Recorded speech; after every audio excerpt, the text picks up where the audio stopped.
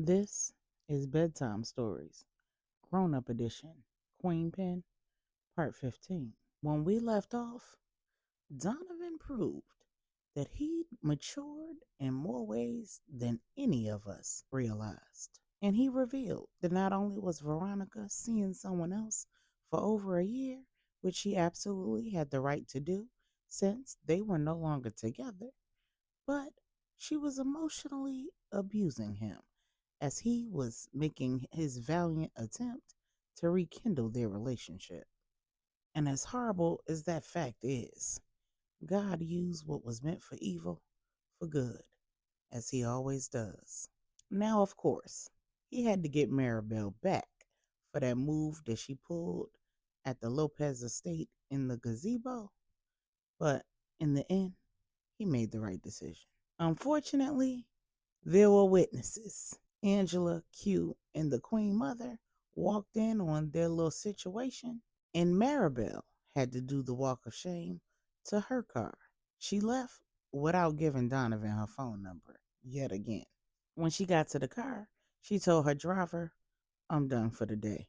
Take me home." She tried to avoid running into her father by having the driver enter through the back gate and pull up directly to her townhouse adjacent to the main house, but he was already waiting for her outside. Like Angela and Stephanie's estate, this estate was built by the same architects and therefore designed to ensure that there were very little hiding places.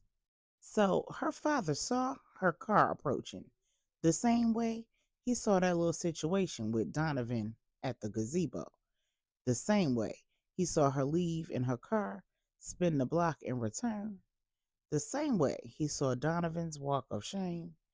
The same way he saw her leave with her driver to go handle business. When she got out of the car, her only thought was, "Oh dear God, these god awful hickeys." And her father did not look amused or pleased.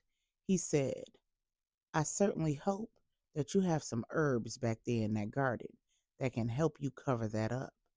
And while you're back there, see if you can find some that'll help you make better decisions." Then he walked away. He was more embarrassed than she was, but he was covering his embarrassment with anger.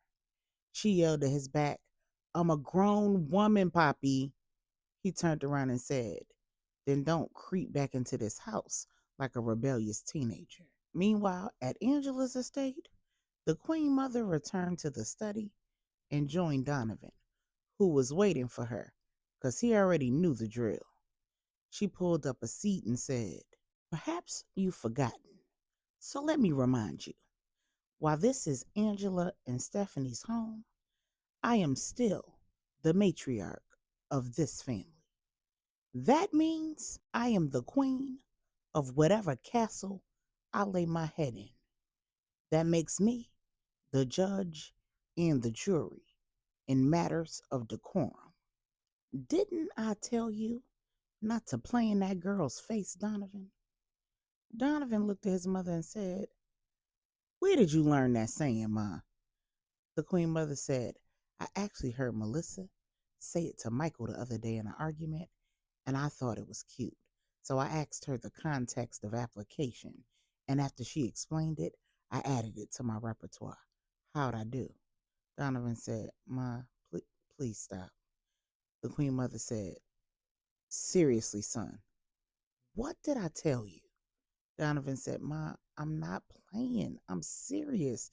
The Queen Mother said, "What I saw today was absolutely not what I would consider serious.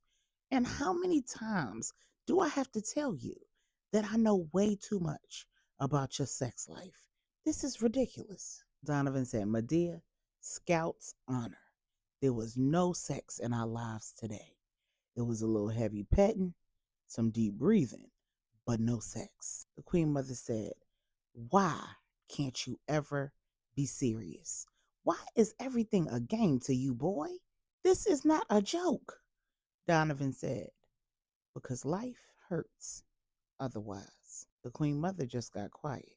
Then Donovan said, "I hate to see the disappointment in your eyes when I fumble, my dear. I say things in a lighthearted way, but I always mean them. I let y'all laugh because it's better than seeing y'all angry. It's exhausting always being the disappointment of the family. I wish I could explain to you why you saw what you saw today, but I don't even know where to start. And I don't know if it would even make sense to you if I did. The Queen Mother said, "Try me." Donovan said, "She didn't think I was serious.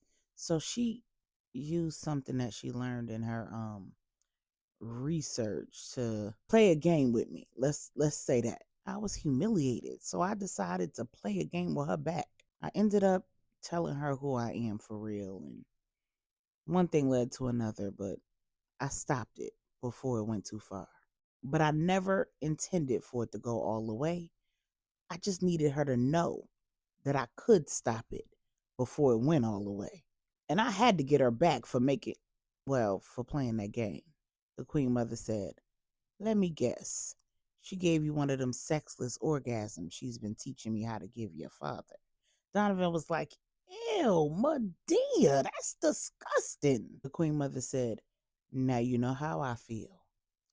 Now let me ask you this. Have you ever considered buying a woman flowers, taking her to a play and a nice dinner and keeping it in your pants?" Donovan said, "Nope, not once. I've never been that kind of man. I made it a point to completely ignore y'all when y'all tried to teach those lessons because I didn't want to be a simp like Q. I wanted to be my own man." Then Melissa walked in the room and said, "When I grow up, I'm going to marry a man just like you, Uncle D." Donovan said, "The hell you are. Come here, baby girl. Let me tell you something. When you grow up, marry a man like your grandpops or your pops, but you don't want to marry a man like me. He'll play in your face, waste your time, and break your heart." Then Melissa said, "Well, do you want baby Bella to marry a man like you?" Donovan said, "Hell no." "Well, what if she did?" Melissa asked. Donovan said, "I'd break his neck." Melissa said, "Well, I guess Uncle Clarence and Uncle Manny need to do rock, paper, scissors to decide which one of them is going to break your neck." Donovan just sat there in silence, and then he said, "Where y'all find this girl, Medea?" The Queen Mother stood up, walked over to Melissa and took her hand, started walking towards the door and said, "So we need to talk about your grandpops leaving his socks on the floor. He's been doing it for about 50 years, and I'm pretty sure you can come up with a way to give him an aha moment just like you gave to your Uncle D over there." Donovan just sat there with his face cracked because Melissa just threw a cold cup of get your ish together right in it. When he didn't leave the study, Q and LJ came in, and LJ said, "You want to kick it, bro? Or you don't want to hear from two old married simps like us?" Donovan said, "Man, go ahead with that. Y'all will never believe what happened today." Then he told his brothers what happened over at Maribel's estate and said, "I left that girl house with a wet crotch, and the only part of my body that girl touched was the back of my head and my damn ears." While Q and LJ laughed hysterically, he said, "Then I drove around aimlessly for 2 hours trying to figure out what I was going to do. Then I come back here and she's here and I end up telling her all my damn business. And then I called her Sunshine. I'm turning into a simp like y'all two niggas." Then LJ looked at Q. Then he looked back at Donovan and said, "Sunshine?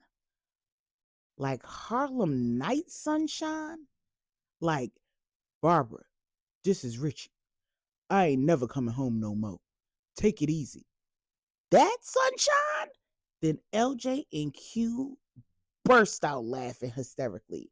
They laughed until tears was coming out their eyes. Then Donovan, sitting there realizing the Freudian slip slash double entendre of sunshine, was embarrassed as hell. But then he was laughing too. Then he said, "Bro, I prayed for this girl before she left." When LJ and Q finished laughing, LJ looked at Q and said, "You go get your pops and I'm gonna go get a bottle and some glasses.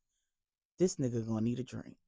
Then LJ looked at Donovan and said, "You don't need to talk to me and your brother. You need to talk to me and your pops.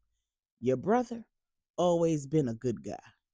Now me and your father, we used to get it." Then Q said, "And you right. And I ain't even mad at you. And I ain't judging you either, because I can't even comprehend some of the stuff that you and Pops used to do. My problem is that I used to run from my problems. But y'all two were the problems." Donovan said, "Word? Pops used to give it up like that?" Q said, "Man, he got stories for days." When LJ and Pops Andy came back in the room, LJ was carrying the glasses, and Pops Andy was carrying an aged bottle of scotch. He looked at his son and said, "It's about time, son." By the time the Queen Mother had dinner ready, the three men had talked, laughed, cried, and talked some more. They were two sheets in the wind, and Donovan was in good company. The men in his village had poured into him what only men who'd lived, learned, and grown could provide. After dinner, Q said to Donovan, "Walk with me, bro." And as they walked along the trails, Q said, "I want you to know that just because I did things different, that doesn't mean that I think I did things better. There are things about me that even you don't know. I'm the man you see today because a man hurt our sister when she was 11 and I was 16 and you were," Donovan said, "and I was 14. I don't remember that, but I remember Anya going to Trinidad. Pop said that she was there for deaf school. What happened, bro?" Q said, "I'm only telling you this because the Queen Mother is making me tell Angela tomorrow."